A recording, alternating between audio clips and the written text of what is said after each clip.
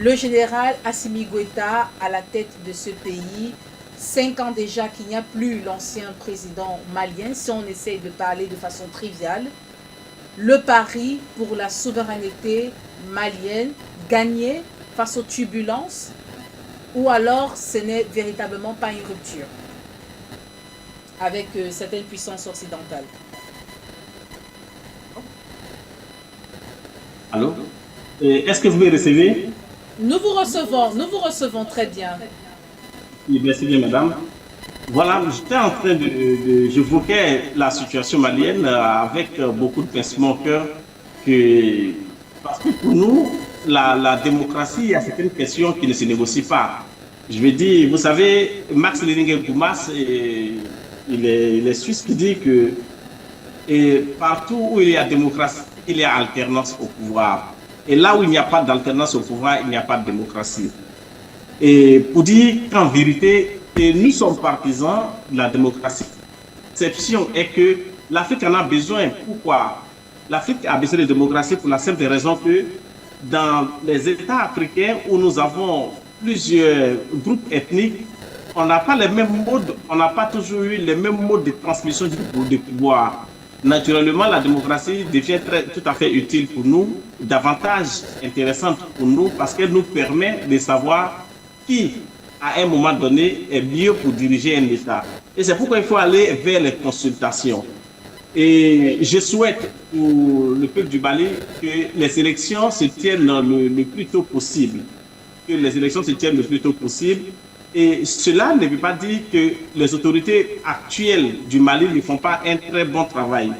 Un bon travail est fait. C'est donc une occasion pour aller à des élections pour plébisciter celui qui fait ce travail. Donc, pour être plus concret, et depuis l'arrivée des autorités militaires maliennes, il y a beaucoup de choses qui sont faites et c'est vrai que certaines choses sont à apprécier. Et aujourd'hui, la logistique militaire qui manquait aux forces, j'allais dire, aux forces maliennes, aujourd'hui, il y a de la logistique militaire qui est achetée de façon régulière. Et comme le co-panéliste le disait, il y a des avions, il y a des armes, il y a aussi la formation qu'il ne faut pas oublier. La formation qui est faite au Mali aujourd'hui, ce n'a pas toujours été au Mali. Donc les partenariats et géostratégiques, tout ça c'est important et tout ça c'est à saluer. Il y a aussi l'aspect nationalisation, notamment l'exploitation minière et j'allais dire notamment aurifère au Mali, qui est davantage importante.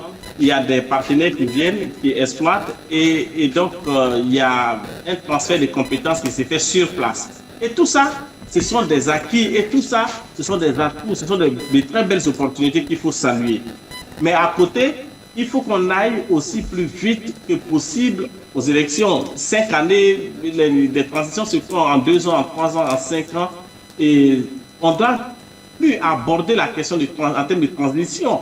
Soit c'est un gouvernement qui est là, et soit c'est le président Assimi qui est élu, soit c'est une autre personne, mais au moins il y a une consultation électorale et les gens votent pour un président qui dirige le pays.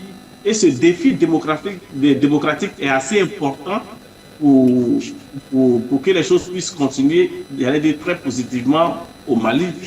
Et donc, de mon point de vue, il y a beaucoup de choses intéressantes qui sont faites, mais il faut toujours qu'il y ait une consultation pour savoir si cette direction est celle qui est saluée par tout le monde ou pas. Donc, c'est ce que je voudrais dire pour le moment.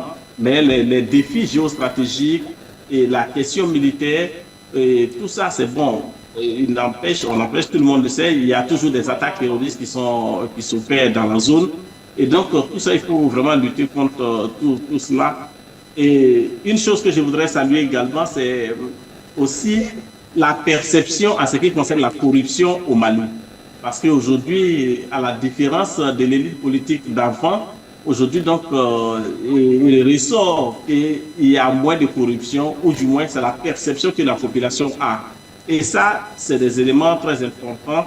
Et ils sont tellement importants qu'il aurait été j'essayant que tout cela ait lieu dans un cadre véritablement démocratique. Voilà. Donc, c'est ce que je voudrais dire.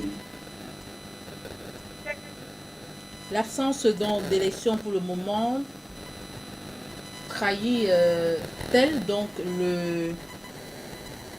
le manque de détermination de ce peuple, de ce pays, ou alors du général Assimi Goïta?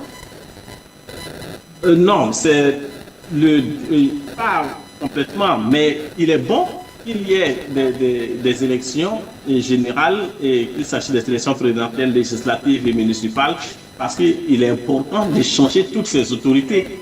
Et ça, c'est vraiment important.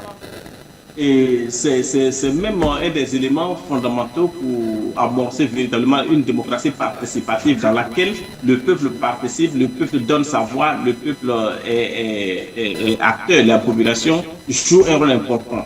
Il ne faudrait pas que les décisions soient prises de façon verticale et que ça s'applique aux gens. Mais quand eux-mêmes participent à ces élections, c'est assez important. Je vais aller plus loin.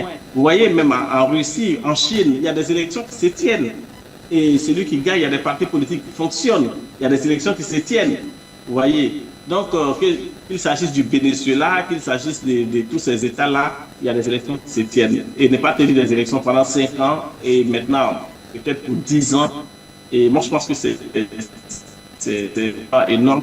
Et que le travail qui est fait, cela peut saper ce travail. Et cela pourrait saper ce travail. Alors qu'en joignant l'aspect démocratique à toutes ces actions de développement qui sont menées ça et là, je pense que ça ferait quelque chose de très positif pour le pays.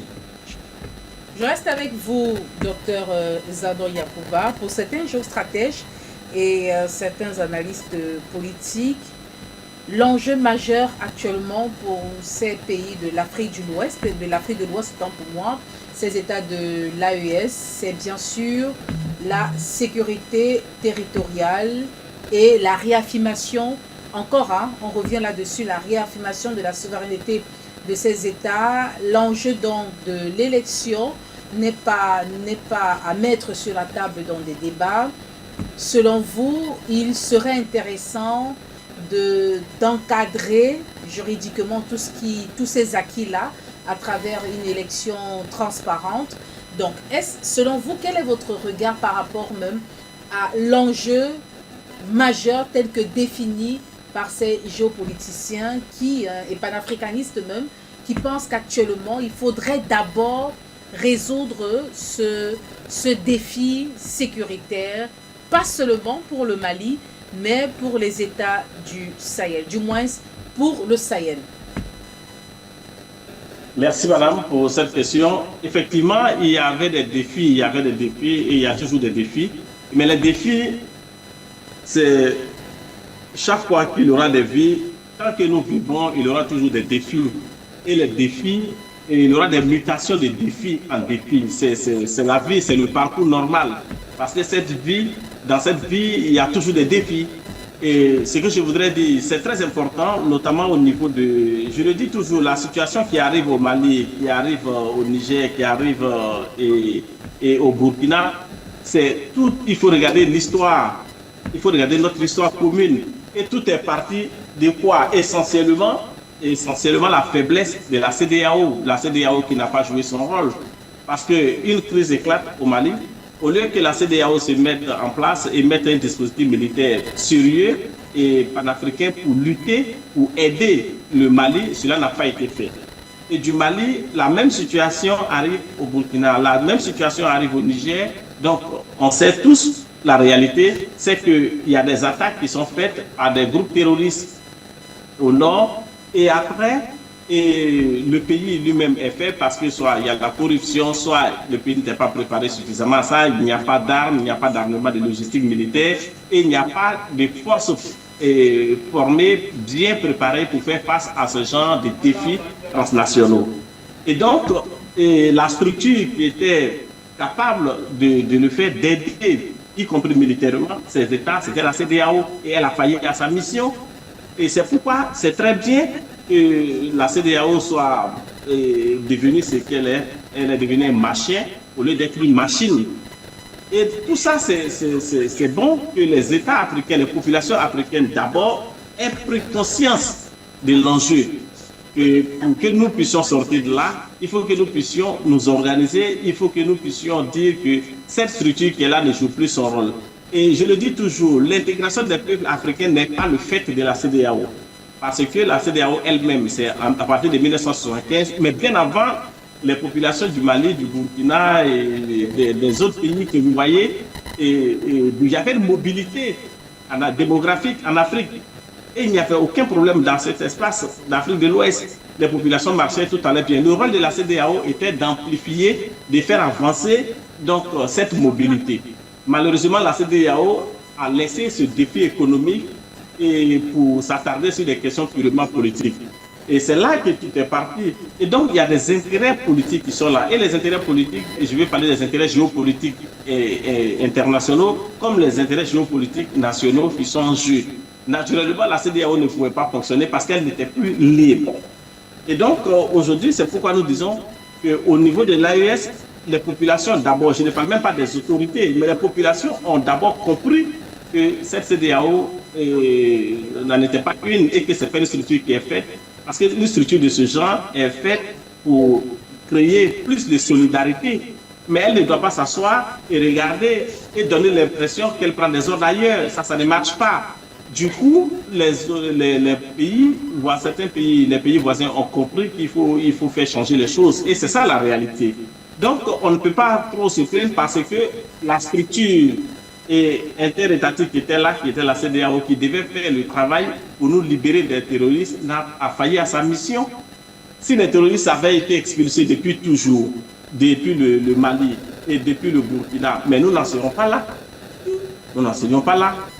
Donc, ce qu'il faut dire, et ce que nous disons, c'est toujours ça. Il faut que les populations comprennent ce qui est bon pour elles et qui peut ne pas être forcément ce qui est bien pour les gouvernants, les autorités, parce que par-delà tout, eux aussi, ils ont tout intérêt. Mais le plus important aujourd'hui, c'est la sécurité. Je suis complètement d'accord, c'est la sécurité.